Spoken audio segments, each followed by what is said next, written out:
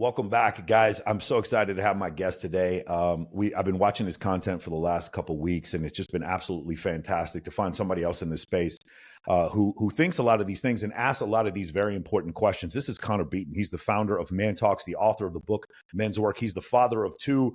Please welcome from upstate New York, Mr. Connor Beaton. How you doing today, Connor? Very good, my friend. Thank you so much for having me. I appreciate it. For sure, man. I've got to do a deep dive. It's been a joy doing a deep dive into a lot of your content. One of the things I thought was really interesting and something that I've been trying to do is try to be as fair as I can in these discussions, because a lot of times, depending on who I'm speaking to, I just had a debate 2 days ago with this woman who's a feminist, and she started attacking men. So I started defending men, and I found myself in like this position where the only thing I was doing was defending men.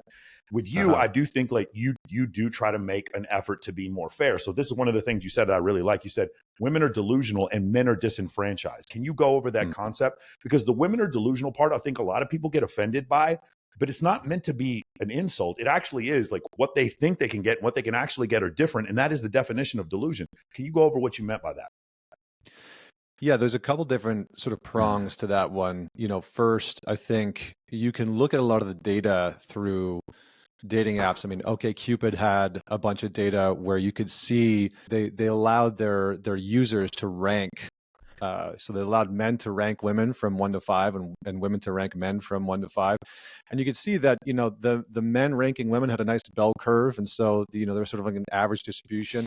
But then women ranking men, it was disproportionately on the lower end, meaning that they found the majority of men to be not as attractive as they would like. And there's been other studies that are out there, like, asking men if you found a partner that was an 8 out of 10, would that be sufficient for you? And on average, men are going to say yes. And on average, women are going to say no.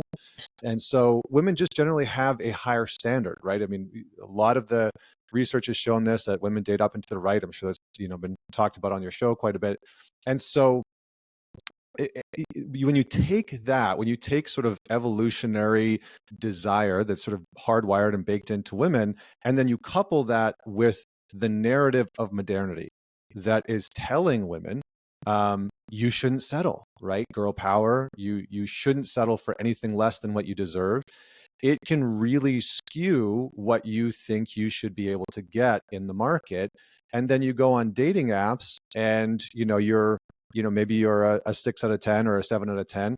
You're still probably likely to get attention and sexual attention specifically from men that are maybe quote unquote out of your league or above you in status or, better looking than you. And so you can get sex from a guy that is maybe an 8 out of 10 or a 9 out of 10.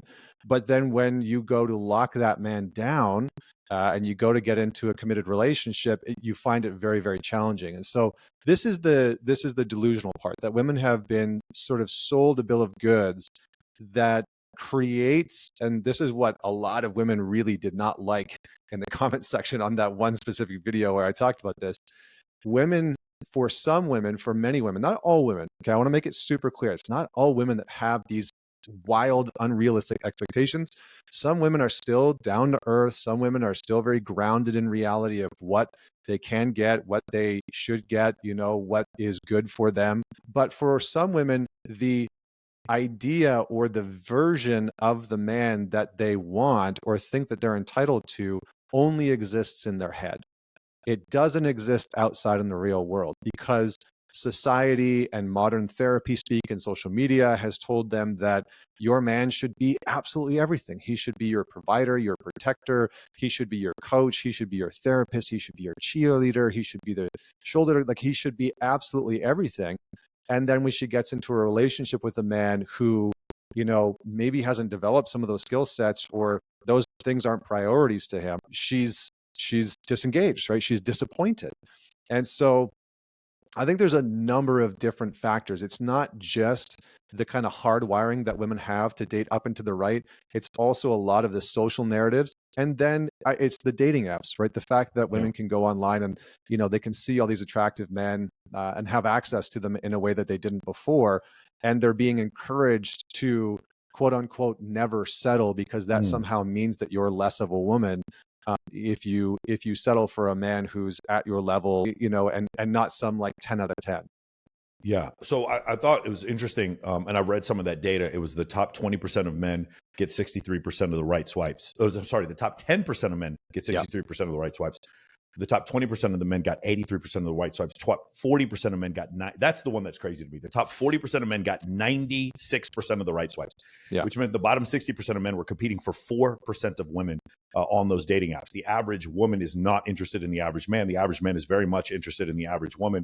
And like you said before, with some of these other ideas, my buddy Homath says that he goes, women get stuck on their highest setting. And this is something that I've seen.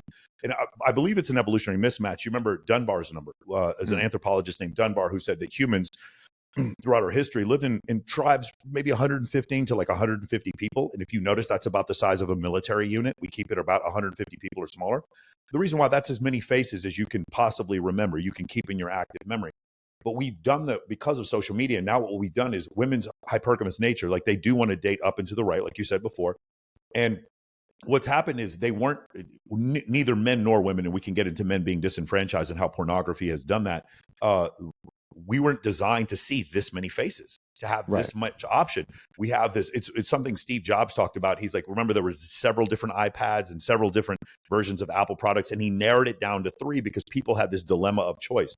We've given individuals the dilemma of choice, and it's causing them to be paralyzed because of so much choice that they believe they have. And like you said before, these women think that they're settling. Alex Datesike has this great chart where he shows that men said that they would settle for an 8, and women say they're settling for 5s. But the reality is, if you were to look across, they're not settling for 5s. They're settling for who they would probably have gotten in assortative mating. But because they deem men to be so unattractive in a short-term context, they start thinking that they're dating a 5 when they're dating someone who looks just like them. So it's a really interesting thing. So men being disenfranchised, like what do you mean by that? A couple of things. I try and keep a good pulse on men, just by talking to the men that are in our programs and in the workshops that we're facilitating, but also just through the comments on YouTube. And it's very interesting to see how a lot of men are very frustrated when they hear the things that we just talked about. Yeah. And then, they've had maybe some bad dating experiences. They were betrayed. They were cheated on. They fell in love with a woman who, didn't love them back, and they get brokenhearted, and they take that as a sign or a signal that they should just check out entirely from women. And so women become put into a single bucket, right? Which is like, women bad. All women are the same. All women are this way. And therefore I shouldn't bother. And so guys are disenfranchised in the sense that what happens is, I've seen a lot of men stop trying to elevate themselves because they don't think that there's a point. So a lot of men have adopted this victimhood mentality when it comes to how they relate to women, and they've adopted a hopelessness, right? It's like, it's just hopeless. Yeah. So I'm not even going to bother. And it's like, well, that's arguably the least masculine frame that you can hold when relating to women. So you're adopting learned helplessness as a strategy to try and get women. Like, what do you think is going to happen, right? You're going to attract these women that, and we have confirmation bias, right? The human beings, we are literally designed to, our brain is designed to recognize patterns. Your brain is a pattern recognition machine. And so when you have a bias about women, you will naturally look for the patterns that reaffirm your bias. And that means that that's going to play into how you date. So you're going to go out and you're going to be attracted to and attract women who are going to confirm your bias for you, and you never break out of that hole. Yeah. And I think the good news, I had a discussion again when I had Dr. Buss on my program, was that men have so many different plays they can run to generate attraction. Women don't. Women have a few plays, but they don't have as many. Women's physical attractiveness means more in general to men. But for men, we can be funny. We can be the funny guy, the charismatic guy. We could sometimes be the rich guy. We could be the famous guy. We could be the tall, good looking guy. There's so many different plays that we can run. It doesn't just have to be, there's just several different options for us, which means men do have a chance. But I think what happens, kind of where I think the confusion is, in a short-term context, the better looking guy does win out in the short context, meaning we're going up to you, a stranger in a bar, or we're using a dating app. In a short-term, unfamiliar context, that guy does win. And so the extreme version of that is what they call black pill. If you look up black pill ideology, which is only looks matter, to women, and looks do matter more to women than women admit. Mack and Murphy recently talked about a study with this. And by the way, men do actually care more about a woman's money than they admit. That's another part of the study that came out. But when we come to that realization, if you get them from an unfamiliar environment to a familiar environment, which is why I recommend Social Circle to so many people, when you do that, then all of a sudden, what happens is that, remember that bell curve we were talking about with men, for women, it's pushed way far to the left. That curve becomes way more like a bell curve, like a normal distribution, when you get women from an unfamiliar environment to a familiar environment. I ask women on my show all the time, has there ever been a guy you weren't that attracted to? Like, you didn't know whether or not you liked him, and then you got to know him, and then you found him attractive. And then the women constantly said, yes, I'm dating this guy. He was persistent, or like a friend of a friend introduced me, or something like that. Getting women from an unfamiliar environment to a familiar environment seems to be the way to get around this victim mentality that men have, and something that they can accomplish, which is why I highly recommend you have social alignments. Dr. Buston, Evolution of Desire, talks about throughout history, men that have accomplished goals with other men have always had access to more resources and had access to more mating opportunities. So I think that's something where you're talking about these guys feel hopeless. That's where you take the hopelessness away, is you give them an objective, something like that to build on. Yeah, I mean, I think that we as men often underestimate the potency of the men that we're surrounded by as a signal of status to women.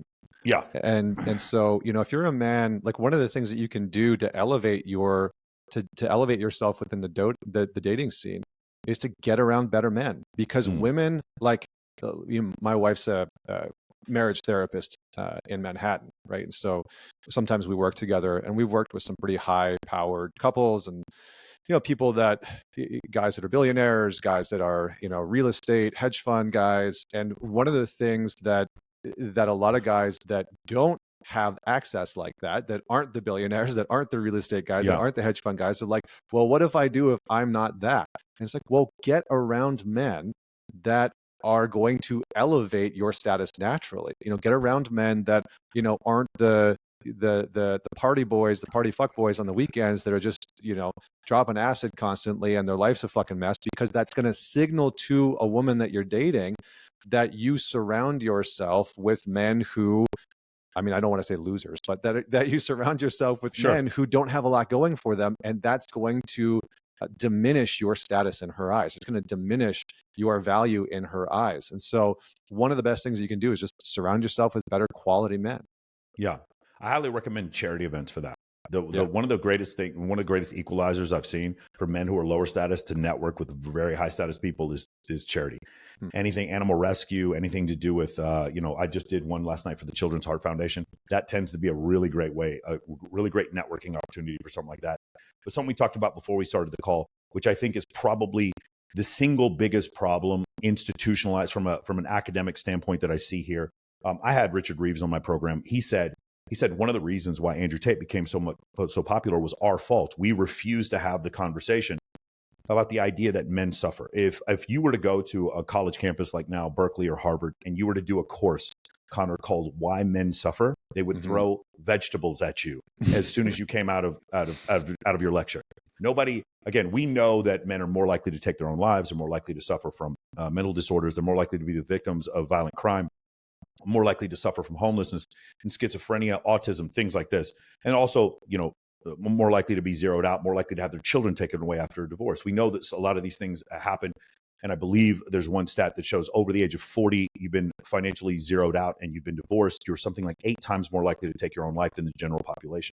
Yeah. But academia didn't want to look at this issue. And so because of that, because there was this group of people that were feeling disenfranchised, like you said before, they weren't even told that they weren't suffering. They were told that they didn't even exist. Like their problems weren't even real. And of course, Andrew Tate now becomes the most popular person in the world. He's the most Googled person in the world, in part because no one looked at this subject. This was Richard Reeves who told me this. And I was like, it's very insightful for him as an academician to admit to that. One of the things I want to talk about is it doesn't seem, we've talked about this several times, the article that the American Psychological Association came out with saying that he found traditional masculinity to be harmful. And they specifically named the term stoicism, which I thought was really interesting. Stoicism is being harmful. And I just thought it was, you mentioned something before. I feel like therapy now, I believe that I read the statistic that under the age of 30, only 5% of therapists are men, Mm-hmm. I mean, that has downstream ramifications. If only 5% of therapists are men at the age of 30, if that's the case, what it seems like Jordan Peterson said, he said the idea of traditional masculinity being harmful is not, it's salacious, it's scandalous. He said it's anti-truth. And so I was just wondering what you, in your experience, have found. It does seem like there should be two different types of therapy, or at least different mechanisms in therapy for men versus women. But it feels like the traditional therapy, institution doesn't look at it that way. Yeah, well, first off, you're very good at recalling data and research and past guests. It's impressive as a fellow podcast host. It's very impressive. There's a couple angles that I want to take here, because I think, number one, the therapeutic industry has become, I call it the therapeutic industrial complex, right? It's like that's exactly the words I was going to use. Yes, yeah, the industrial, like the military industrial really, complex. like it's really become a powerful structure and system within our modern narrative and conversation. I mean, look at the amount of therapy speak that is now used within modern culture. I mean, you have women going online after breakups being like, my ex-boyfriend was a narcissism, or he was an avoidant attachment, or, and diagnosing and pathologizing their partners. And it has become so rampant. And it's becoming that way because of a couple of things. Number one, women are dominating the therapeutic industry and space, dominating it. If you look at right now, on average, there are 75% of psychologists right now today are women. And like you said, if you go into university institutions and you go into therapeutic and psychological programs, it is predominantly women, right? It's really, depending on the institution, it's like up in the 90%, 90th percentile that you're going to find 90% of the attendees in the colleges and institutions are going to be female. You're going to have a lot of bias. You're going to have a lot of focus on women's issues. You have a lot of focus on treatment that is geared towards how women think and feel. And this is the big distinction that I've found between men and women, which is that women highly over prioritize subjective experience, meaning their internal experience and what they feel, what they're going through. And men are much more objective. So we as men are much more external, where we look outside of ourselves to assess a situation or a problem. That's just naturally how we're hardwired. And so the challenge with this, and the reason why a lot of men don't go into therapy and don't go see a psychologist, is that they don't feel like they're going to go in there and get results. There's also social stigmas and a whole bunch of other pieces that play into it. But for the large part, a lot of guys are like, well, I've been to therapy and it really didn't help me. Or I went to therapy and they just told me to talk about my feelings. And so the therapeutic industry is really failing men right now because it's not approaching male problems in a male solution-oriented way. And I'll just say one last piece here. Like, one, I'm not a therapist. And I did not go back to do my master's and my PhD in psychology because of this, because I fundamentally believe that you can have a greater impact on a system, on a structure from the outside, being an outlier on the outside, than trying to enter the system and change it from the inside. And proof of this is I'm going to speak at the largest psychology conference in March called the Psychology Networker, giving a presentation in front of 4,500 psychologists and therapists. And the presentation is a 2-hour workshop teaching psychologists and therapists how to work with men. And so you can see the industry starting to scramble and shift because they can't they can't ignore the challenges that men are having anymore. That raising suicide rates, the raising depression rates, the raising anxiety rates, it's all right in front of them. And the treatment methodology is terrible because men go in, they're dealing with suicidal ideation, they're dealing with depression, they're dealing with anxiety, and they sit in front of a therapist that treats them like a woman and says, tell me about your feelings versus here's some fucking solutions on how to deal with your goddamn problems. And then they walk out of there and they're like, well, that didn't help me at all. And then they go out into the world and they're like, therapy sucks, And so my whole thing is, I'm not a therapist for men. We are training men. We are training men to be more self-led. We're training men to actually learn how to lead themselves in their lives. And that's a much more effective approach than just tell me about how you're feeling. Yeah, Chris Williamson, in your interview with him, I thought it was great. He said, in therapy, men are treated like defective women. Mm-hmm. And one of the things that, like, when they say be more vulnerable, Connor, I'm trying to be real with you right now. This would be me being vulnerable right now. I'm expressive. If you were to ask me, do I have biases? I would explain to you I think the Texas Longhorns are the greatest football team in the entire world. I have biases. I'm very biased, and I'm aware of my biases, right? If you wanted me to be vulnerable, this is how I'd be vulnerable. I'm not going to punch a wall. I'm not going to cry. And I'm not going to believe that my subjective feelings outweigh objective reality just because I'm having an emotional response to something. And I use this example. Consider your house is on fire. The firefighters show up. Your family's in there. And the firefighter comes up to you and starts crying. And he starts telling you about the rough day that he had. Do you want that? Or do you want the firefighter to have a stoic, blank look on his face, kick in your door and go save your family? It's Right. like this idea, again, traditional masculinity, specifically stoicism. The American Psychological Association saw that as being harmful. What that tells me is that the people in the APA they're one derivative away from reality, at least one, maybe more than one derivative. Like they're so unconnected from reality and not recognizing stoic men built the world that made it a safe place for the American Psychological Association to say nonsense like this. And I feel like sometimes they don't recognize that ability. And the other thing is, you and I communicating now, this could be us being vulnerable. This is how we could communicate. We choose to communicate in a different way because we don't communicate our vulnerability the way women do. Yeah. It doesn't mean that we're emotionally stunted. And I think that's a problem. Like you're saying, because we don't speak, women speak, therefore we're defective women. And I think that's essentially a problem. The way I say it is, I would be open to having a therapist if that therapist always understood that as a man, I have a burden of performance. Orion Taraban says it best. He goes, women can be captains or passengers. Men can only be captains. This idea, maybe in the future we can get to this point, but this idea of the stay-at-home husband who doesn't provide anything financially and takes care of the kids while the wife works, we're not at the point yet societally where we accept that fully. We're just not. And so as of right now, men have a burden of performance, or you're staying on your mother's couch. That's kind of where we're living right now. And if I have a therapist who's telling me that anything other than that, I just don't think that works. And so that would be my one concern with the way therapy is done now. Is like, as long as the therapist understands I still have to get the work done no matter how I feel about it, even if I haven't worked through my issues, I still need to be able to get the work done. Well, I think the larger issue that I haven't heard anybody talk about it, the larger issue for me is that in my perspective, modern therapy has been infiltrated by feminist ideology. And what I mean by that is that when... Time out.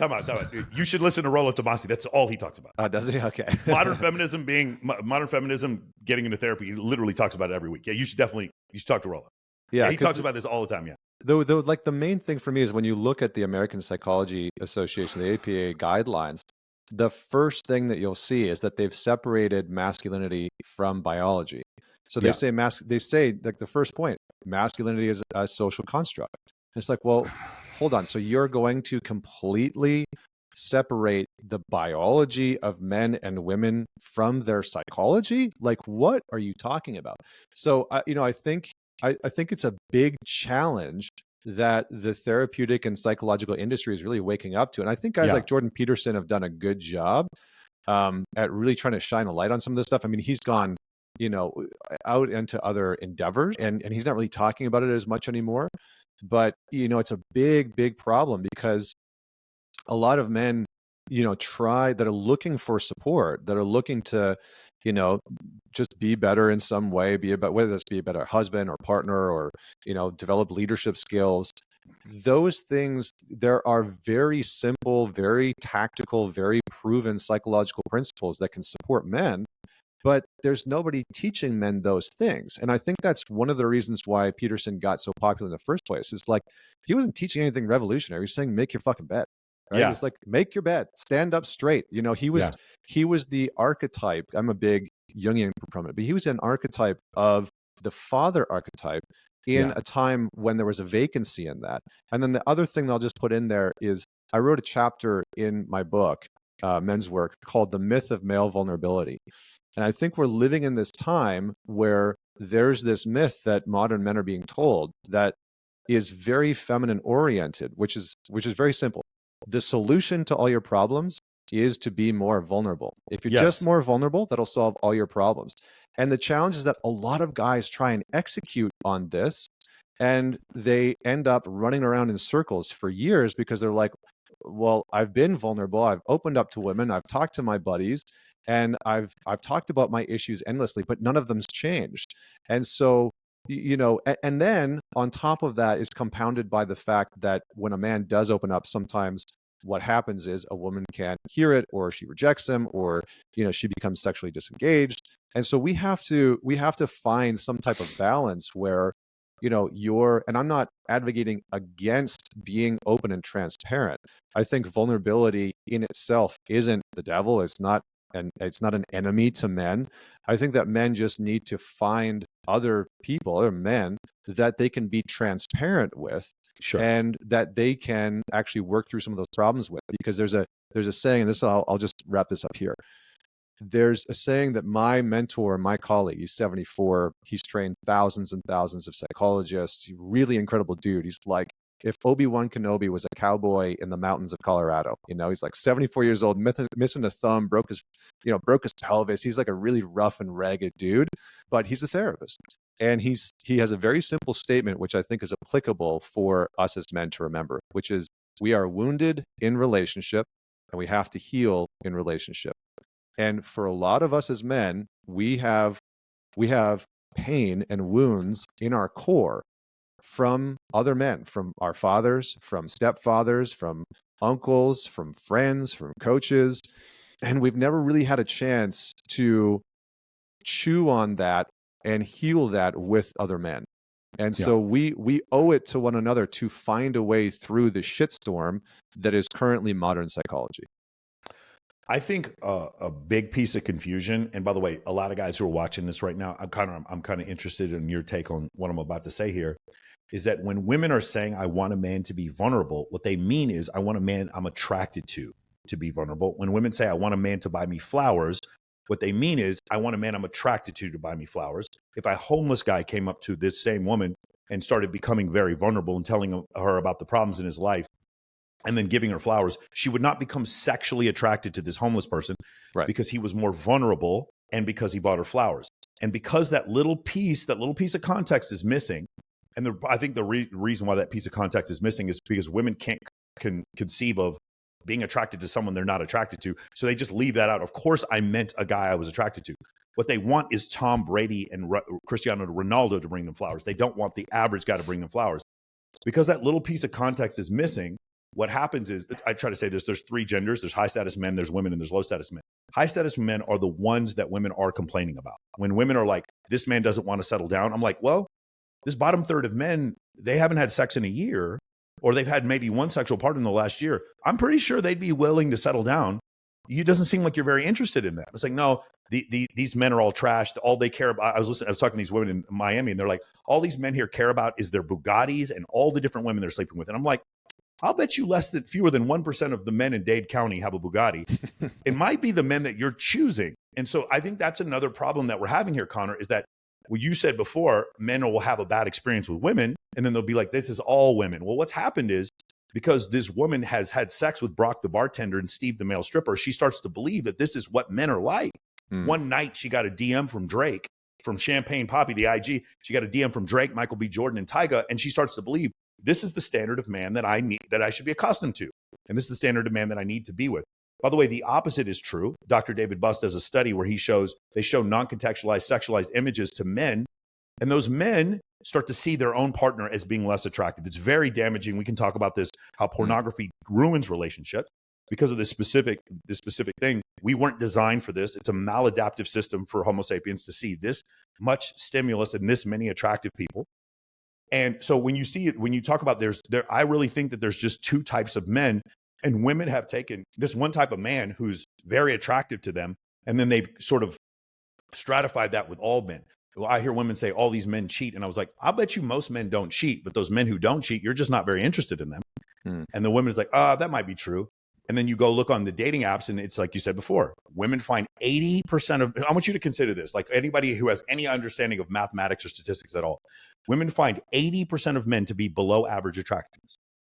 80% of men to be below average attractiveness. Now, obviously that's not realistic, but like the fact that they think that, what does that tell you about how women view men? And so that is part of the issue, is that they're taking these two groups of men and they're making them one, when really it's two different groups of men. The men that they find attractive are the ones they're complaining about. There's another group of men, about 80% of men, who they're not even paying attention to. And those are the men that Richard Reeves is speaking to, that Jordan Peterson are speaking to. And I think those men feel like they just never were heard, and they feel disenfranchised. Yeah, I agree. I mean, I think there's a lot. I mean, there's other pieces that go into it, you know, like I do think that porn has warped and shaped our perspective. You know, if you're a 15-year-old boy who has a phone in his pocket and you spend 2 or 3 hours jerking off and watching porn, you are going, like, just think about that for a moment. You're going to see more women in that 2-hour session naked than most men throughout the history of the human species will have seen in their entire lifetime naked, you know, like, and so it does create a kind of a disproportionate expectation set on our side of, you know, performance, what, you know, not necessarily what we should get, but how we should perform as men, what's expected of us in the bedroom, what that looks like, you know, how many women you should be able to, you know, to bag on a weekly, monthly, or yearly basis. And so I do think that for men, that performance anxiety has really ramped up. And then it's easy, you know, if you're a guy in that upper echelon that can go to a bar and pick up a woman, or can go on to Tinder or dating apps and pick up a woman, you know, it's one of those things where when you get into a committed relationship, in the back of your mind, you're like, but I could go out and bag anybody. You know, I know how easy it is to go pick up a chick at the bar and bring her home. So you can really screw with your ability to be in a long-term committed relationship, even if that's something that you deeply want. Yeah. Interesting. See, so I agree with you, Connor. I don't think those men are disenfranchised. I think the men who have really, who have a lot of luck with women, they don't feel disenfranchised, but that's 20% of men, maybe 25% of men. I think the majority of men are disenfranchised, like you say, which is why I always try to make a delineation between men who are doing well with women and then the majority of men who aren't. Because what's happened is women they have a bad experience with a man who is the 6'3" Australian male stripper with the tattoo sleeves. Yeah, okay, he didn't call you back. That's shocking. I can't believe that. And then they start to say, well, all men are like that. Meanwhile, we'll go to Chick-fil-A, we'll get our food from the cashier. And then I'll ask the girl right afterwards, can you describe the cashier for me? And she's like, I don't remember. Was there a cashier? I don't even remember what he looked like. I don't remember. They don't see them. They literally don't see these men that they're not attracted to. And then these men are like, those are the men that I feel are disenfranchised. I'm curious.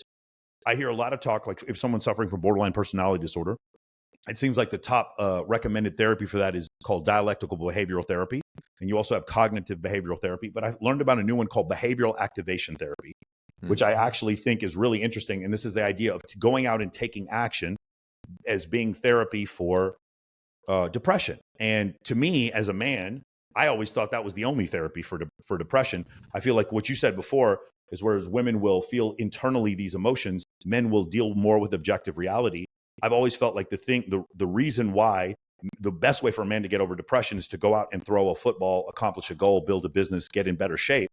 And I'm curious if you heard anything about this as far as a therapeutic method of getting guys to get off their ass and go do something as a therapy for depression, specifically for men. Yeah. Okay. Well, okay. There's a number of different pathways we can go here. Yeah. One, generally speaking, men are going to suffer with depression more than women. Okay. And that is going to happen because the average man has tied his sense of self-worth to what he can do, what he can accomplish, what he's achieving. And so if you're a man that's, you know, more and more men are living at home, more and more men aren't going to college, more and more men are, you know, not in the workforce, not dating. We could run through some of the stats on that. But if you're a guy that's living in your parents' basement, you're 29, you can't get a job, you're playing video games all the time, you can't get a date, and you don't feel like you have the skills to do almost any of those things, that's going to be incredibly depressing. And, you know, Richard Reeves talked about how in the suicide notes, when you look at the suicide notes of men, one of the most common words that you'll find is the word useless. And Mm. so for a lot of guys, what really leads to even just light depression, right? And I don't want to go into like clinical terms because I think for a lot of guys it's not necessary, but even just moderate to, light to moderate, even to severe depression, is this feeling that I'm useless in some capacity. I can't, get a date or whatever it is. And so the antidote to that, as you're saying, is to begin to choose things that you genuinely give a shit about, that are going to improve your life, even if it's just in a marginal sense, and to start to take consistent action towards that. This is why the simple things that Jordan Peterson was talking about, like going to make your bed, are going to support you. And so having a daily routine, whether it's in the morning or at night, bookending your day with those things, has been shown to be incredibly helpful. In the UK, they prescribe things like working out and meditation for depression. They've done a bunch of research that has shown that things like meditation and working out, specifically working out, are more effective than almost every single SSRI Yeah. that they can prescribe. So those types of things are going to be very pro male, and they're going to they're going to improve your mental health, because the truth about mental health is that it's reliant on your flexibility. The Mm. more mentally rigid you are, the more you are going to suffer from anxiety, from depression, from feelings of worthlessness. You're going to repeat past patterns of, whatever your parents told you, critical parents, fathers that were maybe super harsh on you. You're going to repeat those patterns. But the more that you can develop mental flexibility, the more healthy you're actually going to be.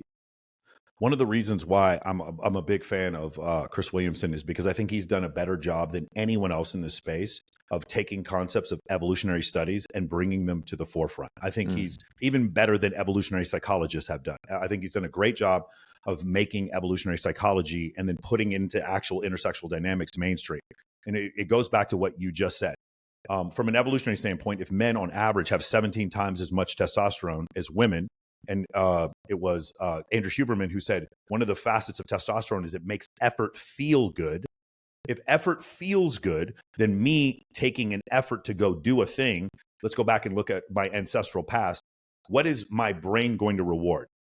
My ancestor who stayed in the cave because he stumbled and fell and did not kill the gazelle yesterday and embarrassed himself in front of his friends?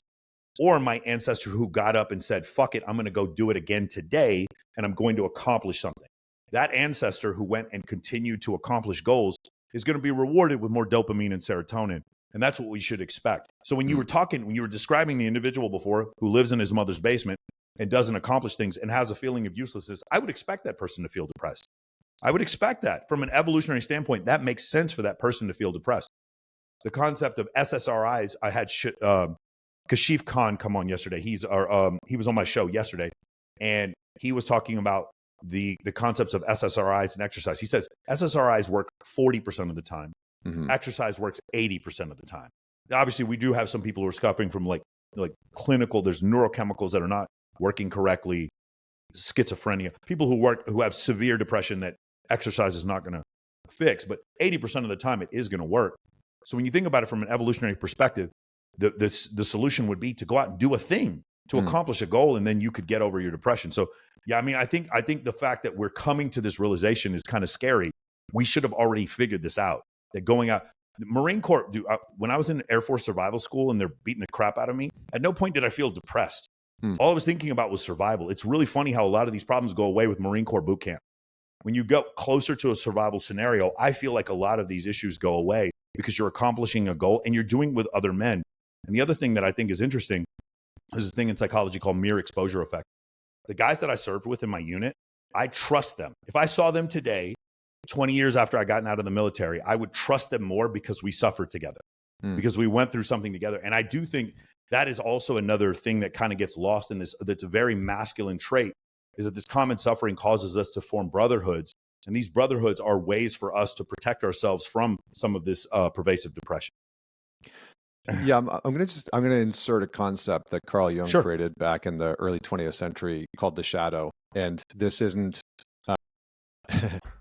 yeah, well, I'll throw it out there, I'll explain it, and then I'll tell you why I think it's relevant for what we're talking about. the shadow in Jung's framework was everything that you didn't know, didn't like about yourself. And so you could kind of think of it as like the psychological trash bin or the psychological hurt locker within your psyche and within your personality and your identity.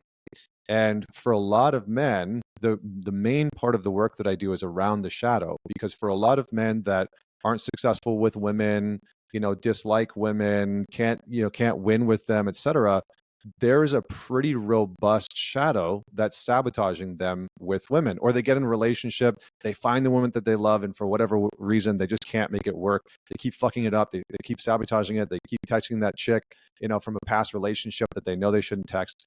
The shadow is the part of us that is going to get in the way and sabotage the behavior that we want to move towards. And so one of the major things that I think a lot of men can do is to start to uncover the parts of themselves that they don't like, that they're ignoring, that they're avoiding, that they don't want to look at, that they don't want other people to know about, and beginning to examine those things within a therapeutic, coaching, psychological environment. Because oftentimes what happens for a lot of us is we discard the useful parts of ourselves as well in the shadow. So you grew up in an environment where maybe you had a really critical father that you could never, you could just never get it right with him.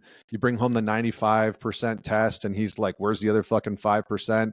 And you spend the rest of your life beating the living shit out of yourself because, you can never live up to his expectations. And so what you will have discarded into your shadow, for example, there is any sense of self-compassion.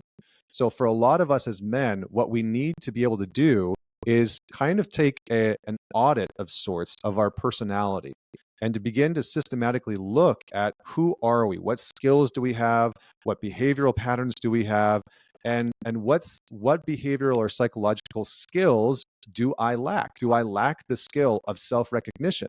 Because if you lack the skill of self-recognition, you're going to have a really hard time, for example, with women, because you are going to outsource the skills that you lack within yourself. So I found that this tool, this resource, this skill set, being able to look at your shadow and to begin to develop the things that you're lacking in, is one of the most useful things that men can do, especially if you're like, I don't really know where to start. Well, start with that, because you will develop a skill that you've been lacking that's going to empower you. And the last thing that I'll say is that, when you do that, you are going to begin to develop a sense of competency and capability, which is always going to lead to confidence, both internally and externally. Connor, I think you bring up such a great point. I think, and I'm curious what your thoughts are on this idea that men using judgment to cover over the fact that they don't have an OODA loop. They're not able to. So because they do poor with women, because they're not really socially calibrated, the response is she's a slut. And this is an issue. This is something I've had serious pushback on. I mean, I get invited on all these shows that are in this red pill space and this manosphere space. I read the comments and I'm like, you're calling this girl a slut, but she wouldn't sleep with you. So what does that say about you, dude? Right, exactly. And it's one of these things where it's like, instead of so for instance, what I would want in a wife is very different than what I want in some of my female friends. I live here in Las Vegas. I go down to the mailbox and there's sex workers. It's Las Vegas, right? I don't judge them. I still love them as people. I'll go to their wedding. I'll go to their baby shower. I'm still friends with them. I just don't want to date them. And I certainly don't hate them because they made life decisions that would be something different than who I'd want to pair up with. What I see is these men are like, because you don't fit up to what I see as an idealized woman, therefore objectively you're a bad person. And then what they're doing is they're using judgment to paint over their shadow, like you said before, instead of dealing with the fact, okay, cool, she's not what you want, then just accept that and then move on and find something you do want. But it feels like they're using judgment as a protective measure. The other one I see is anytime I'll have a girl on my show who's like very physically attractive, the whole thing is like, she's for the streets. And I'm like, I've had 3 former Miss Nevadas on my show. And one of them's an attorney now. And they called them ran through whores on my show. And I'm like, are you out of your mind, bro? Like, a woman who would never look at you twice, you're calling her names instead of saying, where's my lack of social calibration? And maybe I could learn to actually be better at communicating. Maybe having a woman who looks like that, being a friend of mine, introducing me to other women might be a really good strategy for me to meet more attractive women.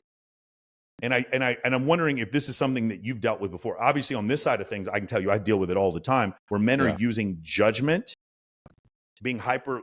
I believe in discernment without judgment. Instead of just being discerning, they're being hyper judgmental and calling women pejoratives instead of dealing with the fact that they're socially uncalibrated. Yeah, I mean, in general, women will complain about men, and men will express anger and hatred towards women. That's like when we've been wounded by the opposite sex, those are usually the tools and tactics that each gender deploys. But I'm going to give you another Jungian concept because I think this is helpful. So in my book, I wrote a phrase, because I had a whole section about your relationship to women, like a man's relationship to women and how you can win with them. And the line that I wrote is, how a man treats a woman is how he treats his unconscious. So how you treat a woman is how you likely treat yourself, but you don't want other people to know about that. So all these guys that I see out there online, I fucking hate women. Women are this, I resent women for whatever, or she's such a ran through whore, da da da da. It's a neon sign pointing towards that man's insecurity, and a neon sign pointing towards what that man doesn't know about himself, his fears, because within every man is a fear of women psychologically. And this is one of the beautiful principles of Jung. So for Jung, he had a framework that there's the shadow, and then there's our unconscious mind. There's a subconscious and then the unconscious mind. And within his framework, a man's unconscious is his feminine nature. So it's everything that you don't know about yourself. It's the chaos. Your emotions largely live within your unconscious. Your fears largely live within your unconscious. And so for Jung, your unconscious is your feminine nature, or how you relate to women. So for a lot of the guys that I see on the internet that are doing and saying things like that, for me, it's just like, oh, those are the elements of yourself that you're afraid of. You're afraid of a woman's power over you. You are afraid of women who could potentially betray you. You're afraid of the power that a woman can have over a man, because, women are afraid of men physically. Men are afraid of women mentally, emotionally, and psychologically, because let's be honest, women can fuck men up in emotional and psychological ways. Most men have experienced it. And so, but a lot of guys don't want to come into contact with the reality that they're afraid of women. And so they project it out online by, dismissing and degrading women in ways that are honestly childish and immature. You had probably one of the best metaphors I've ever seen. I'm probably going to steal it, which was the concept of why men care about a woman's past. And the example you used about a man saying, like, after a few months offered up an engagement ring, but for you, he made you wait several years. How would you feel as a woman? Can you go into that? Because I really love that example that you used. Yeah. Oh man, it's been a while. That video went out a long time ago, but if my memory serves me, the analogy that I was using is that imagine that you're dating a guy. If you're a woman, you're dating a guy, and he makes you wait and wait and wait. And you keep telling him, I want to get engaged. I want to get married. I want to take this to the next step. And he's like, yeah, I think I do too. And he makes you wait 7 years. And then he proposes to you. And then right after you propose, he proposes to you and you say yes. You find out that he's been engaged 4 or 5 times before within the span of 6 months. And so that's kind of the inverse of what it feels like for a guy, where, maybe you start to date a woman and she's being sexually reserved, and then you find out that she slept with 100 guys. And you're like, well, hold on. You've given it away, pretty freely before, but all of a sudden you're making me wait. It's like, how serious are you? And how much can I actually trust you? Because you have given away the thing that you're supposed to safeguard, right? Because I'm sure your audience has heard this say, men are the gatekeepers of commitments and women are the gatekeepers of sex. And so when we are poor gatekeepers of the thing that we are supposed to be responsible for as men or as women, that should give the opposing sex cause to pause and reflect on, like, can I actually trust you? Am I safe to be in a relationship with you? Or are you going to pull the rug out from underneath me at some point? Yeah. But I just love that idea. It was like when you put that example to women, because I'm going to do that next when I'm doing a panel show on the 5th of, we're going to do a panel show during the election. And I'm going to ask this question. I'm going to straight up be like, how would you feel if you found out that your ex had proposed to several women before you very quickly, but made you wait a long time? Would that make you feel okay? So then now imagine being a man and then finding out that your girlfriend, your current girlfriend, was having threesomes with every guy that she dated, but doesn't do it with you because she sees you as different, how would you feel? Orion Taraban says women punish the men they like. And I think that's a really interesting way to put it. But the contrapositive to that is that women will also look at a man's future. And then we become, if I had I think Brad Lee probably put it best. It's a good buddy of mine. He said, if I had a daughter, I would want her to marry a man who is doing well off financially. I would want that for her. That makes sense to me. When you look at it in the context as a father, a woman marrying a man who has resources makes sense to you. Mm-hmm. And so when women look at a man's future, a lot of times men are like, oh, we're just success objects to these women.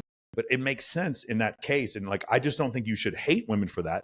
You should kind of understand genetically or from an evolutionary standpoint, that is something that women look for. In every society, in Dr. David Buss's 1989 37 culture study, in every single one of the 37 cultures, women were more interested in a man's ability to procure resources than the other way around. Yeah, I mean, I think one of the things that we as men sometimes misinterpret is how much women are looking for, testing for, investigating for signs of safety. Because we don't often think about it this way, but if you are a man that has resources, you are a man that can provide some form of safety. Whether that's just a house or a certain lifestyle, whatever it is, but it's safety. And this is why, guys all the time talk about like, why do women shit test, or women are going to shit test you? Or, Dr. Orion Taraban's statement that like women punish men that they like. Yes, they do those things. They're going to test you because they want to see if you can maintain your resolve, maintain your grounding, because a man that loses his temper when he's tested is more likely to be a man who down the road is going to mistreat that woman. And then even further down the road, if she decides to have kids with him or he decides to have kids with her, if he has proven himself to be somebody that loses his temper frequently, it's more likely that he's going to be aggressive or even abusive with the children that they rear together. So women will test a man up front as a sign that they are interested in you because they're trying to determine for long-term safety. So I think, we can't, if we as men don't want to be demonized for the ways that we are biologically and for the things that we want biologically, when we can't demonize women for the ways that they are biologically, right? If they are really biologically concerned about physical safety, the safety of their children, the safety of, I think we have to take some of those things into account and have some understanding for why they're doing those things instead of saying like, oh, all women are this way and screw them for wanting those things. So, but the other thing is, Connor, we've just explored innate sex differences between men and women, right? And this is something that I think, again, when we go back to the American Psychological Association or the psychological industrial complex, the therapeutic industrial complex, the idea, what we've just expressed, what you and I both agree on, is that there are differences between men and women. And it's okay because there's this thing, it's called the era of evolutionary adaptiveness. I believe I may be saying that wrong, but this is kind of like the idea that at the point when Homo sapiens become the apex predator on the planet, let's just say humans start using fire about 1.7 million years ago. And about 27,000 years ago, there's still a Homo neanderthalis still lives on the planet. And then all of a sudden, for reasons we can't explain, I mean, I can explain, but reasons anthropologists can't explain, all of a sudden Neanderthals just disappeared. And I'm like, obviously we killed them all. But we murdered them. We murdered them. It's pretty obvious. Like, read Dr. David Buss's book. It's called The Murderer Next Door. It's like, it's pretty obvious what happened to Neanderthals. And then when you come to that realization, then you see, okay, we were at that point, there's no more selection pressure. That's why you can see people with diabetes or motor neuron disorder or early onset cancer, and they still are able to have children. Because as selection pressure starts to dissipate, once the agricultural revolution happens, and then extremely dissipate once we have broad spectrum antibiotics, we see a population explosion. There's 8 billion humans on the planet, only 400,000 elephants left. We won. Humans won, right? We won the battle against Mother Nature. And so because there's so little selection pressure, we don't get a lot of, because there's so little selection pressure, we're still adapted for that Pleistocene existence, that ancestral existence. And when we're in that place, women do need safety for men. Realistically, do women need safety for men? No, they can buy a Glock, live in a high rise, be surrounded by security guards, have bodyguards. Women actually don't need that level of safety for men that they needed even going back 50 years ago. But evolutionarily, they're still designed, men are still designed for a reality where they want to have several sexual partners, and women are still designed for a reality where they need safety from men, even though that isn't what we need in this current modern reality. And so I think a lot of people misinterpret that. But what you did, though, when you said what you said, is we're still connecting psychology with biology. Yes. Whereas the APA was not doing that. They were saying we're all basically B.F. Skinner's ideology of blank slate. You should read this really great thing that I was reading about in evolutionary psychology, which is if you read On the Origin of Species by Charles Darwin, he goes over this idea that eventually we're going to get to the idea that all forms of human endeavors are going to be subject to natural selection. So what he was alluding to was even psychology was subject to natural selection, which is all sociobiology, entomology, and evolutionary psychology. That's all they're discussing. Yeah. And then Freud does the same thing. Freud starts to saying that all these psychological endeavors are basically ideas, like everything in psychology is based on sex. And then what happens is when B.F. Skinner and the behaviorists take over, then all of a sudden we get into this blank slate ideology and we get away from these concepts. And it takes us 50 years to catch back up until Trivers in the like Hamilton in the 1960s and Robert Trivers in the 1970s comes back into this idea that, hey, no, maybe our psychology is based on our evolution. And then eventually David Buss, Lita Cosmides, and then later on Stephen Stuart Williams and Jeffrey Miller, we get to the point where we're finally making this mainstream again. So it's like we almost got there with Darwin, and then we lost the plot for a long time and started believing that if we gave boys Barbie dolls and girls Tonka trucks, that we could actually make them more masculinized or feminized. We got away from biology, and then we finally got back into it, maybe in the last 50 years. So I think it's really interesting when we talk about that. Yeah, there's a couple of things I want to just touch on in that vein. One, I wanted to just double back on what we were talking about before, which is just a helpful thing that I think is for men. One of the things that I tell a lot of guys is discover the type of safety that the woman you're with wants. Like what does safety actually mean to her? And that can be a very, you're probably not going to ask that question on the first date. Please don't ask that question on the first date. Okay. Yeah. What kind of safety do you want? What's your favorite sexual position? Yeah, exactly. What's your safe word? But, having that conversation, starting to get that out of the woman that you're with of like, what makes you feel safe? What makes you feel taken care of? What makes you feel provided for? What makes you feel protected? Picking up on the subtle cues of when she relaxes physically, where her breath changes, she kind of just like relaxes around you. She's giving you cues to when she feels the most safe with you. And that is going to produce, attraction. It's going to release oxytocin in her body. She's going to pair bond with you, blah, blah, blah, blah. The next thing is, when can you bend or break those rules or test those rules of providing safety for her in a way that's going to create sexual tension and arousal? Because for us as men, one of the best things that we can do, and this has probably come up on your show a couple of times, of like the archetype of what women really are drawn to and attracted to is the beast, right? It's the not out of control, but it's like the monster that they tame. And so if you're the guy that's high status and knows how to provide safety and security for a woman while providing a bit of an edge, and kind of testing the rules sometimes, or bending them or even breaking them in a way that creates arousal or attraction, not negging her, not putting her down, not doing those like, pickup artist stuff that generally didn't work in long-term relationships, but in a way that keeps her on her toes and keeps her leaning into you, you will create a tremendous amount of tension and arousal and like playful security. It'll be another signal to her that you get exactly what makes her safe and feel provided for. So that's the one tactical thing I wanted to put out. The other thing is a little bit more theoretical, but I did a video about man shaming and the patriarchy virus. And the patriarchy virus is this concept that I came up with that is an extension of second or third wave feminism. So in second wave feminism, there was something called standpoint theory feminism. Have you ever heard of standpoint theory? I haven't, no. Very interesting. Not a lot of people talk about it, but standpoint theory feminism has a few different parts to it. But one of the main parts of standpoint theory is the overemphasis on subjective experience as truth.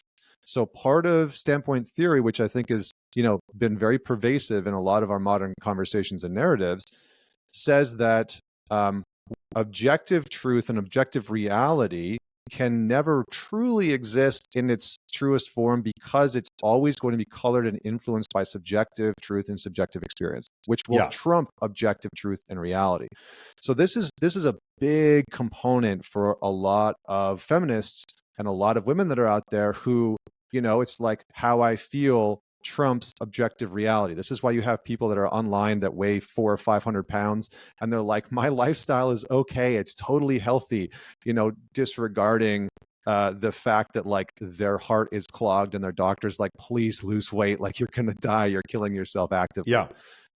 Because what they feel trumps any type of objective truth. So that's the one piece. The patriarchy virus is an extension of this in the sense that how a lot of women have felt is that men and the patriarchy have had an unfair advantage and that they are to blame for absolutely everything. And so what happens is with the patriarchy virus is a lot of women look out at the world and they say everything bad and wrong in the world is the responsibility of men, is the responsibility of the patriarchy, and it should all be abolished and torn down. But then when you look at the stats of men in decline radically, there's a cognitive dissonance that happens. They can't actually admit that men are struggling. And what ends up happening is this kind of circular argumentation of like, well, men created that in the first place. And so it's still, it all comes back to the patriarchy needing to be dismantled. I literally had this conversation 2 days ago. I had a woman, she's a feminist on here, and her argument was very similar to what you said. And I brought up 2 points. I was like, if there is a patriarchy, then the ultimate bottom rung of society, the ones who suffer the most are men, because they're the ones who are suffering from the homelessness, the unemployment. If there is a patriarchy, men are at the lowest rungs. Because if you read Why Women Have Sex, they talk about the evolutionary floor for men and women. For women, on average, they're going to have one child. About 80% of women reproduce, and on average, about 40% of men. The evolutionary floor for men is 0. It is actual 0. It's not figuratively 0. It's actually, there's a lot of men who throughout history there was one point in our evolutionary history where one man for every 17 women reproduced. So there's been different points where if there is a patriarchy, the ultimate sufferers of the patriarchy are men. The second part is, and she really didn't like this and didn't have an answer for this, is like, if the patriarchy is propagated by men who are assertive, more aggressive, and more dominant, then as long as women keep sleeping with those men, they're going to continue to propagate those attributes. So again, I was 20 years old once, and I saw very clearly that women were not, my age, were not interested in me. And then as I got, and I looked at the men those women were interested in, and those men had attributes that these women were complaining about. Meaning, like, I'm sitting here listening to them complaining about aggressive, dominant, assertive men, and yet those are the men that were being rewarded with sex. In fact, the second to last chapter of The Evolution of Desire goes over this very concept. It's like women continue, Homo sapiens are unique in this one characteristic. Men compete with other men in an arena defined by women, and women compete with other women in an arena defined by men. This is a very unique thing about Homo sapiens. And when men are doing these other things, they're competitive. If you want to say, hey, men need to be more vulnerable, the problem is the man who's going to take that guy's job is not being vulnerable. Mm-hmm. It's like, it's not just that we can behave the way we do in a vacuum. As men, we are competitive with other men. Whether we want to be competitive or not, we don't really have a choice. The game continues to go on, whether or not we want it to go on. And so if we sit there and ignore it, and we start to act like, well, no, I'm going to choose to take myself out of this competitive marketplace. That's fine. Someone else takes your girl and your job. And that is the reality that we live in. And the reason why is because as long as you and I will be alive, and since way before we were born, women continue to reward more aggressive, assertive, dominant men with more sex and more children. And that's the reason. Of course, if you realize that, of course, there's going to be a patriarchy if you continue to reward those men with sex. And then the response she gives is, so you're blaming this all on women? And my response is, no, there's no blame to go around at all. The only person I'm blaming is Charles Darwin. This is a function of evolution and biology.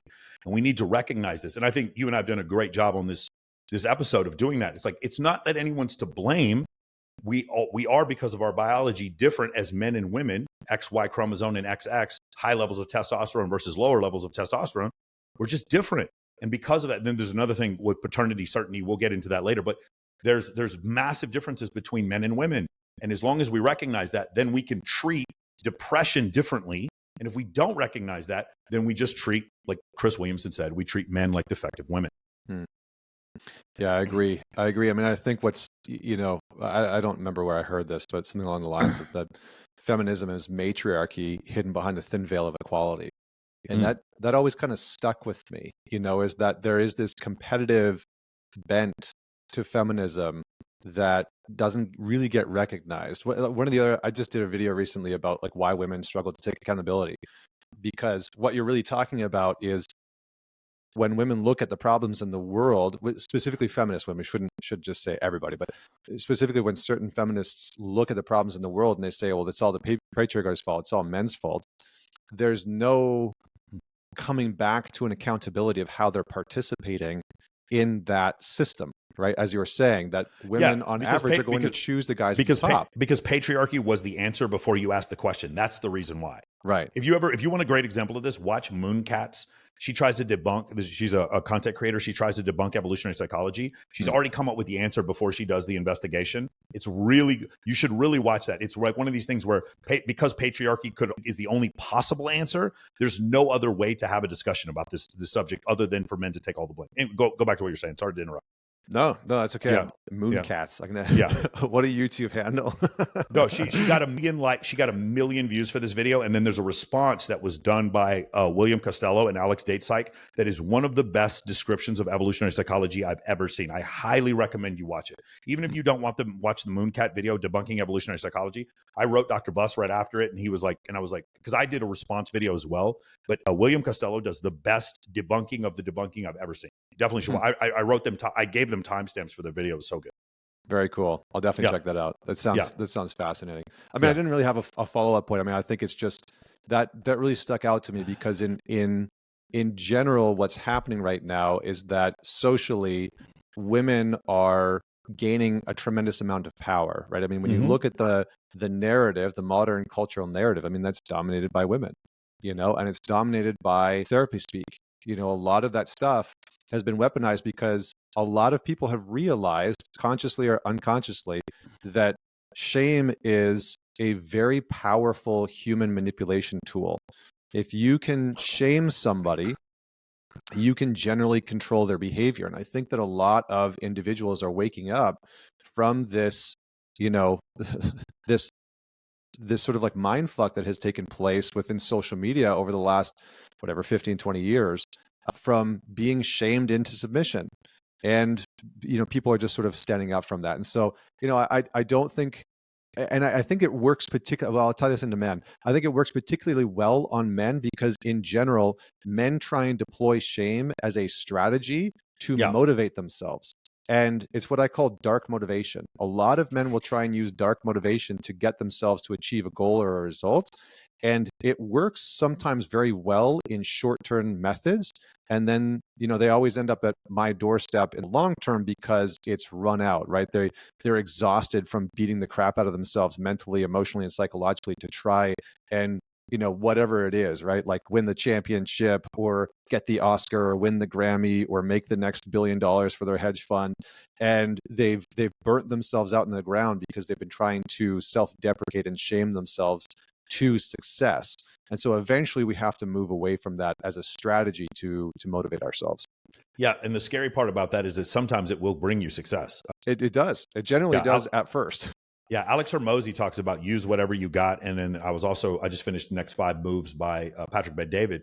And he talks about this concept of having this chip on your shoulder, but you keep it to yourself. You never let them know that they're living rent-free in your brain. And I've done that before where it was like there were people who picked on me in high school when I'm doing pull-ups. For whatever reason, pull-ups are a hard one for me. I'm doing pull-ups and I'm trying to get like 21, 22 pull-ups. And I can see this person who used to make fun of me in junior high. I see them laughing at me and I'm like, fuck this. I'm doing like all of a sudden the pain goes away. You're right. Like there's an end to that. Like that can't last forever. That chip on your shoulder only lasts. The ultimate chip on your shoulder person is Goggins. When you watch Goggins, it really feels like his ultimate motivation is to get away from trueness. His dad. Everything is about, he feels like every single step, if he screws up, he goes back into the abusive situation with his father back in Buffalo, New York. Everything is about staying away from trueness. And then you almost kind of worry about him. Like when you listen to it, it's like it's nothing but this motivation based on like this obsession based on a chip on your shoulder. And obviously, I'm a huge fan of David Goggins, but it's like at some point that breaks. At some point, you know, you have it's like you're so motivated that you're going to rip the skin off your hands by getting the world record in pull-ups. And it's like, where's the part where you're happy? And he admits in this book, he was like way too hard on some of it when he was doing SEAL training. He was like way too hard on some of these guys because he's constantly pushing. But whenever I read that book, I always see the fear of going back to that abusive situation. And that fear, he's so mortified of that fear that he's doing everything he can to stay away from it. I do want to go over this one concept, and I thought it was interesting. I read an essay about this recently, which is the concept of as 60% of college enrollees are female, they're going to start to make more money. And women, there was an experiment done where they tried to see as women made more money, should they care less about a man's earnings? And the opposite is true. So they look at egalitarian nations like Norway, and as women start to make more money, they actually want men who make even more money. I love the example of Rihanna. She was worth $400 million dating a billionaire. So as women make more money, they still want men who make about 60% more than they make. And so what happens is if you look, when you say up and to the right, the hypergamy bell curve here, the hypergamy chart, the number of men that they get to choose from becomes smaller and smaller. Those men also now have more women to choose from because more women are choosing them. And then the women are now complaining about this small group of men acting like this is all men. So a woman makes $100,000 a year. That puts her in the like top 17% of wage earners in the country. She wants a man who makes $200,000 a year. I think that puts him like the top 8% or something like that. And now he has all these options. She's complaining about him. And now the men that she gets to choose from become smaller and smaller. And it becomes a problem. And that I think that's where we're headed for in the future. I don't know if you thought about these concepts of hypergamy manifesting like this.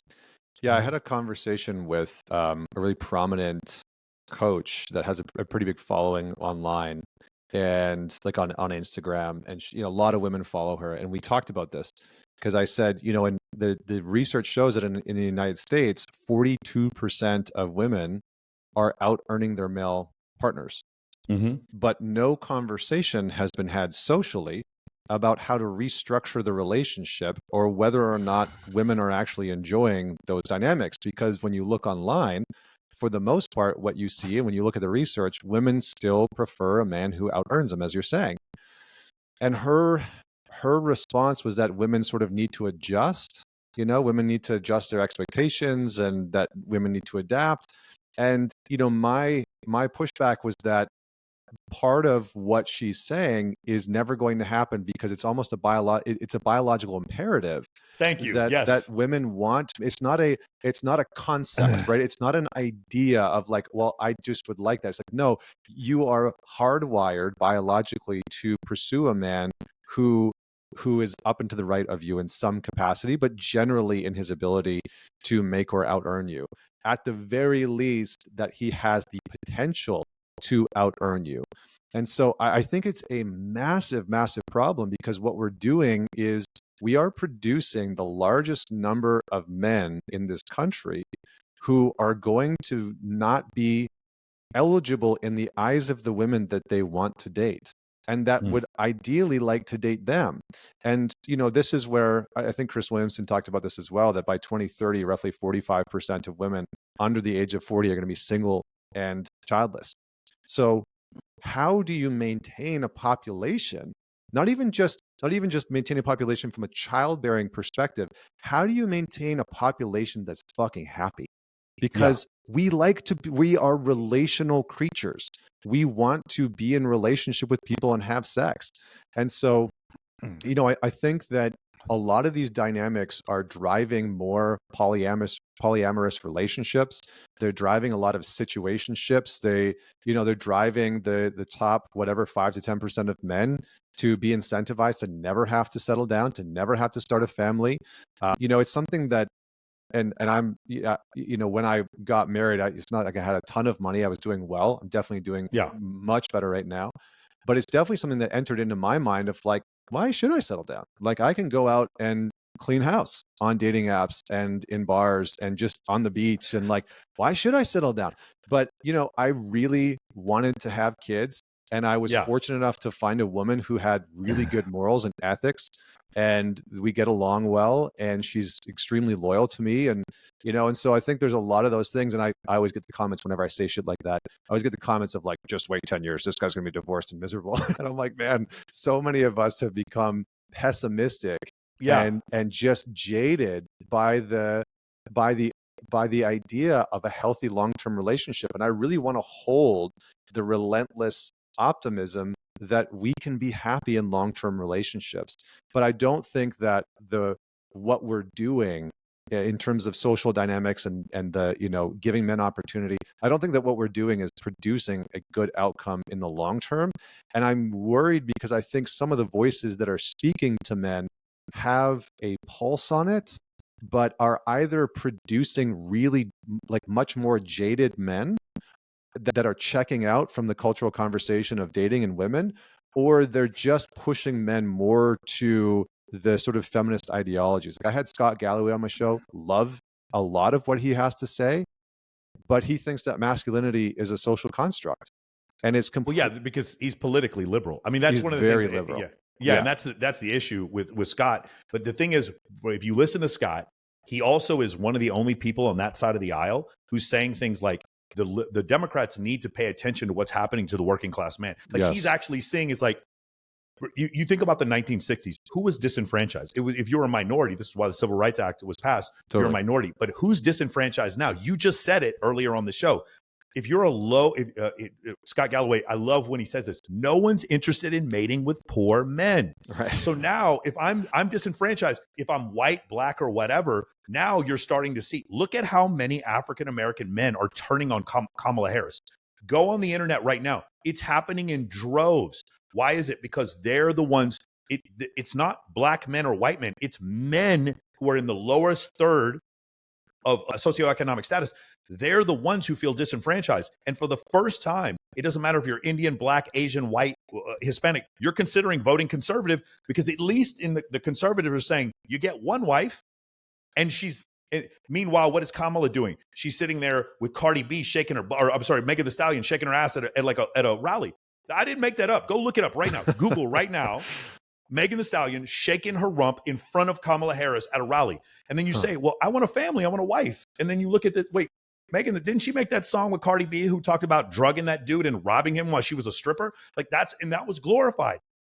So I think this is the first time where disenfranchised used to mean I was disenfranchised because of the color of my skin. Now I'm disenfranchised because of my gender. And so now we're starting to see this like massive pushback. Go back to the first thing you said. I thought it was great. You're having a discussion with someone, and Scott Galloway, again, thinking masculinity is a social construct. Again, you and I both understand here is, so we'll do this. 3 million years of hominid evolution, 250,000 years of Homo sapien evolution. Since the agricultural revolution, 11,700 years and 15 years of Facebook. And what's happened is this 15 years of Facebook, because it's so modern, we think that this is what's weighing on our psychology. No, when you look at social status and hierarchies, chimpanzees do this.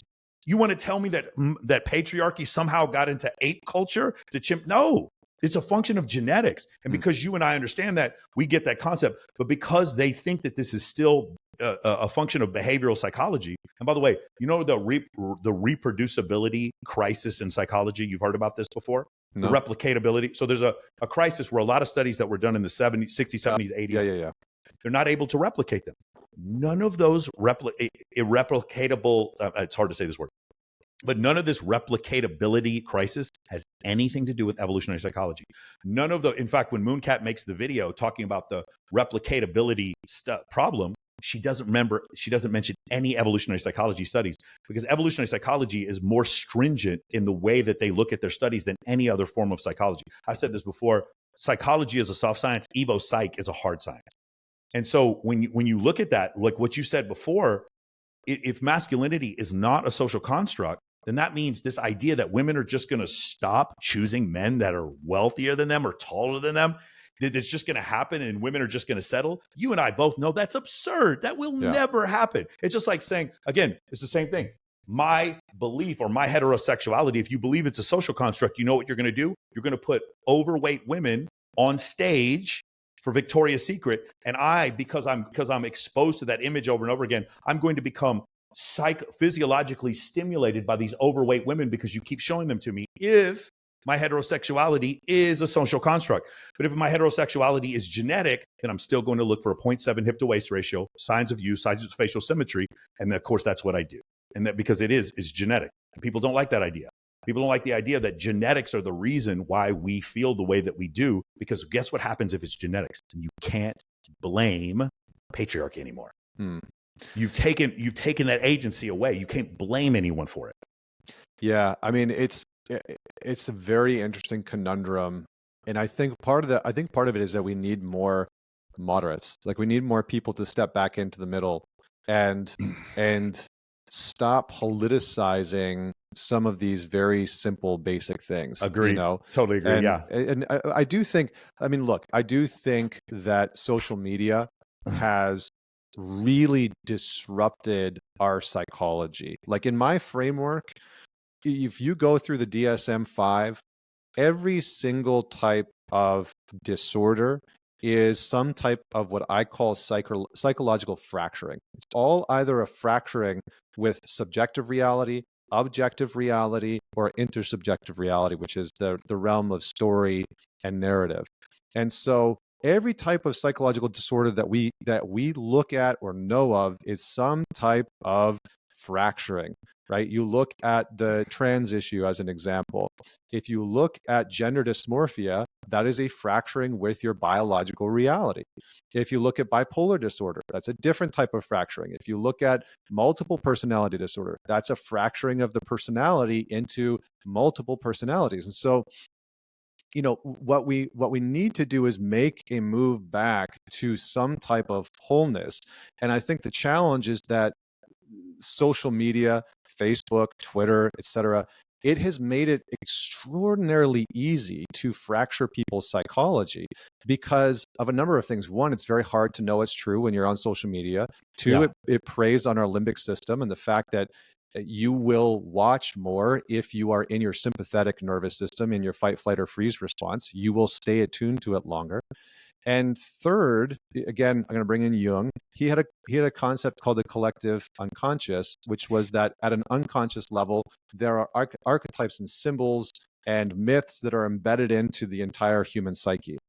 And for the first time ever, in my perspective, in my opinion, we created platforms for us to interact with one another's unconscious mind. And that's fucked us up. There's no other way to put it. I know I've sworn a lot on your show. Hopefully that's okay. But that's messed up and fractured our psyche because you are interacting with people's shadow. You're interacting with their fears, their insecurities, their self-doubts. You're not actually interacting with their conscious part of their persona that is reasonable, that is grounded. You're interacting with the shadiest, worst parts that are terrified, that are acting out of fear, that are being belligerent. And we are not designed psychologically to interact with that many people's unconscious minds because it pushes us into a more unconscious state. And so I do think that social media, I know it's a little bit of a side rant and tangent, but I do think that it's had quite a net negative impact on our psyches writ large because we're constantly interacting with people's unconscious minds, which we are not designed to do. We're just not designed to do it that much.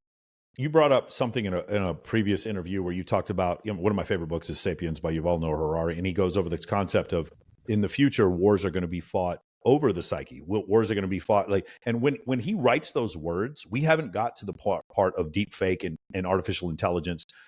It's really crazy to me. I talk to my clients about this a lot. The Overton window always shifts to the left, with the exception of Iran in 1979 and recently in Afghanistan once the American troops left. For the most part, every society starts to shift to the left because we get further and further away from a survival scenario. In this case, when I'm watching this stuff, you look, the most powerful educator that's coming in the future, I think, is artificial intelligence, which is almost wholly run by extremely progressive people, big tech, they're not a little bit liberal. They're extremely liberal. And when I have conversations with ChatGPT, I'm like, what the fuck are you, like, they say things that are bonkers, but you can see that they're like trying to hedge their bets just a little bit. The point I'm trying to make is when it comes to this concept what you were just talking about. I'm sorry, I lost my train of thought here. We were just talking about the concept of where these things are going and how they're being politicized. I totally agree with you about the whole moderate thing, where it's gotten to, I think I don't trust women, therefore fuck Ukraine. I don't know if you've seen this happen before, where we've like it's creeped into all these different like political arenas, and that's not what it's supposed to be. And I do like this idea of being politically moderate. It's one of the reasons why I wanted to have a conversation with you, is because so many people on this side, on the the Myron Gaines, Rollo Tomasi side, are like having beef with the Chris Williamson, fucking Mac and Murphy side. Right. And I really don't. And I think it's not helpful for us to do this, because there's a lot of people that we can help, and we're not helping because things have gotten so political and so ramped up. I agree. Well, on the Yuval Harari thing, the Sapiens, he wrote the other book, Homo Deus, and it was in Homo Deus. He said that the wars of the future will be fought in intersubjective reality, which is the reality. That's it exactly. Yeah. Of narrative, and that's what we're seeing. We're seeing it play out right now. And I say it as often as humanly possible, because I really hope that men do not get conscripted into that war, which is being fought right now. It's being fought all the time, right? Social media platforms are leveraging, or maybe not even leveraging intentionally, but the algorithms are incentivizing that gender war, right? To just hate the other side because it keeps you online. It keeps you watching the videos that are, clickbaity and get you all riled up about like, women are this and women are that. And, I think if we just take a big step back and we stop engaging in that nonsense, and we see that there is this kind of information war happening within the realm of narrative, and we can hold on to truth within a subjective way and an objective way, that we can hold those polarities to both be true, that I can have a subjective truth and an objective truth, and that those things can inform one another. I think that will help pull us out of the storm, hopefully, eventually. But I agree. I think AI is, that's a whole other subject that we could spend. That was the point I was trying to make, that where I lost my train of thought. It was that the concept, when Yuval Noah Harari says those things, we aren't there yet. And now the things he was saying turn out to be prophetic. I mean, it's literally like we've gotten to a point now where you can't tell half the time what's true. People are showing there's no point in doing anything other than being bombastic. You can't get anyone's attention unless you're ultimately bombastic online. The headlines were like, it'll be like a cover photo of you and me, and we're like yelling at each other. It's like, hey, I'm going to watch that one. They're debating. It's red pill versus blue pill. Let's go. And then the people will watch, right? And it's so fun. It's so sad to me, because sometimes I'll have these videos where I'll be like, hey, these are some things that you could do. I'll talk about cold plunge, intermittent fasting. I'll talk about using the steam room. I'll talk about eating paleo. I'll go over all these things, no views. And then I'll have a video. It's like 304 feminists get stomped by modern values or whatever. 95,000. You're like, what the hell happened here? And it's really sad, because you got, sometimes I feel this necessity to teach them what they want, but sell them what they want, but teach them what they need. Alex Becker is a really great proponent of that. And I've done that a lot with my program. I use a lot of really attractive women to get people to come into my program. And when they get in there, they start to realize this is a U.S. military leadership study. That's what Men of Action. That's what my program is. A lot of them are stunned by that, because they didn't expect that. I have a 36 book list you must go through in order to get through my course. And they're like, bro, I thought we were going to teach me how to meet women. And I was like, that comes later. But the first part, you need to learn the white belt stuff first. And so I thought it was really interesting. Hey, one other thing I want to talk to you about, because this is really controversial. So I read the data on this, and it's pretty indicative that men cheat more than women, but women are catching up. And I've heard Sadiya Khan say that she believes that women cheat more than men, but they're just better at hiding it. And I heard you say the same thing. And I'm just wondering if you have any data on this, because I'm not married to either result, but I'm always interested in what people think in this situation. Do you think men or women cheat more?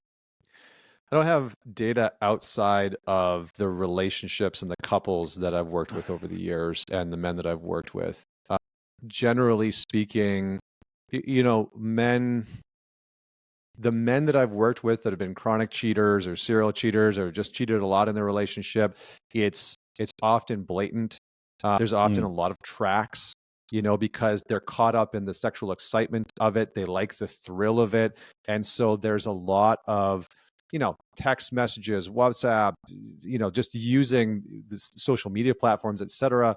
And so men are on average a little bit clumsier with it. Whereas for women, the excitement is in the hidden part of it. And So they're better at hiding it. so they're better at hiding it. They're a little bit more strategic. That's part of the excitement. Like when the women that I've worked with in terms of like couples and whatnot that have cheated, that's often a part of it. It's like there was something exciting about it being hidden. Like how well could I hide it? That's not every case. That's not every single woman. But generally speaking, that is the case. I remember years ago, I spoke at a TEDx, and the woman was a sex psychologist. I can't remember her name, but she had this line that I absolutely loved, stuck with me like 10 years later. She said, men cheat to stay and women cheat to leave. Generally speaking, men will cheat to stay because something's not working in the marriage or the relationship. Yeah. And so they go outside to try and figure it out. And women generally are cheating as a signal that the relationship's over and they want out. Either they're already gone or they're on the precipice. They're on the edge and they're like, if this doesn't fix it, then I'm gone. And so I have found that to be true when the infidelity comes out time and time again, that a lot of times men are trying to hold the relationship together. Again, not all the time, because there's the guys that are like the chronic cheaters. They're just like every opportunity that they get to cheat, they do that. It's more of a chronic thing. But generally, men are cheating because they're trying to glue the relationship together and maintain it.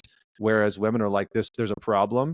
And, the guy from the office was super hot, and this could be my ejection, my reason for leaving the marriage or leaving the relationship. So those are my 2 cents on that. Yeah, it's really interesting because what you just said, if you extrapolate that, it becomes very offensive, because what you just said is that, and then there's studies that show this, women, when they fall in love with their affair partners about 80% of the time, and men fall in love with their affair partners about 30% of the time. So if you extrapolate that, what it means is when a man cheats, the relationship is probably reparable. It probably is. And when a woman cheats, it isn't. Which what are we doing? Now we're stratifying women cheating versus men cheating. Cheating is bad. I'm always saying cheating is bad.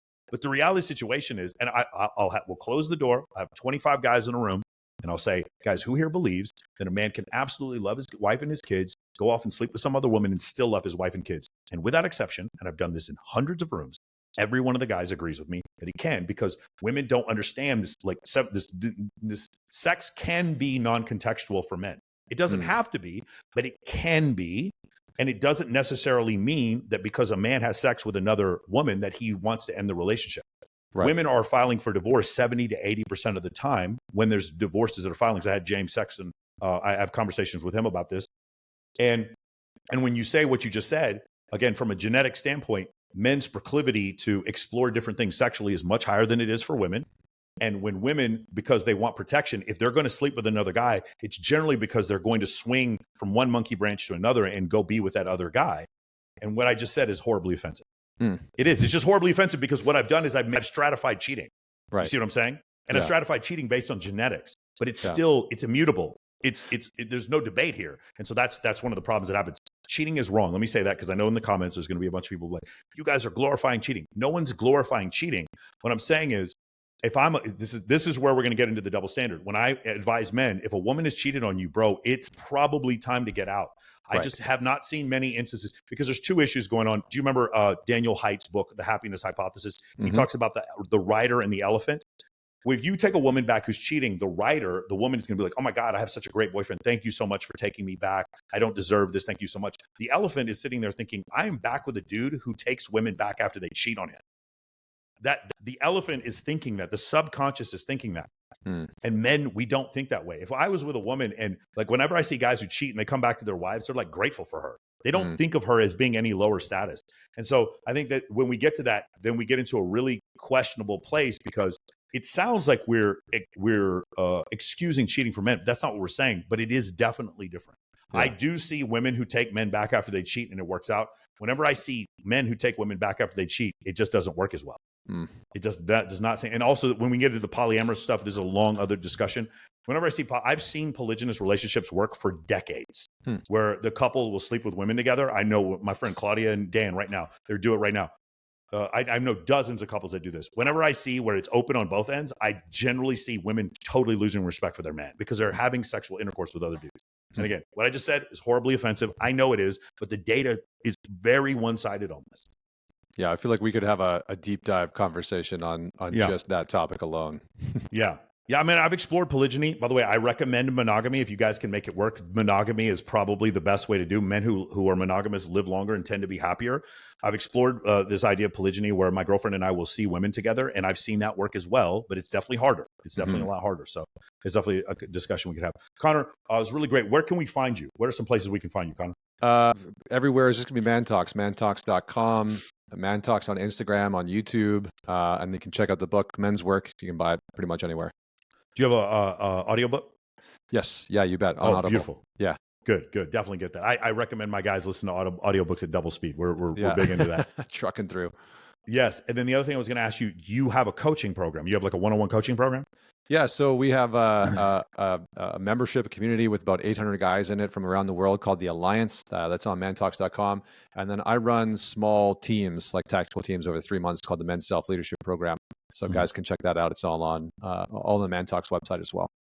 Are you using School or Discord or anything like that? Or you just use we use Mighty Network, Networks for the community. And then I use WhatsApp for the small tactical teams that I run. Nice. Yeah. Nice. Very cool. Awesome, man. We'll definitely check you out, man. Hopefully we have another discussion. We should do a live stream Q&A in the future. And I also, the other thing is I want to lend out an olive branch. This is something I've been trying to do with some guys that are a little bit more moderate than, I'm friends with Myron and Rollo and those guys. I'm friends with Andrew Tate. I feel like they're a little bit far to the right, and I want to lend out an olive branch to the guys that are a little bit more moderate, like you and Chris and Mac and Murphy and William Costello and guys like that. So anytime in the future, if you want me to get in contact with any of those guys for you, please let me know. Awesome, hopefully we talk again. This has been really great. And for those of you, hey man, thank you. You, Connor, I've been watching a lot of people on Riverside.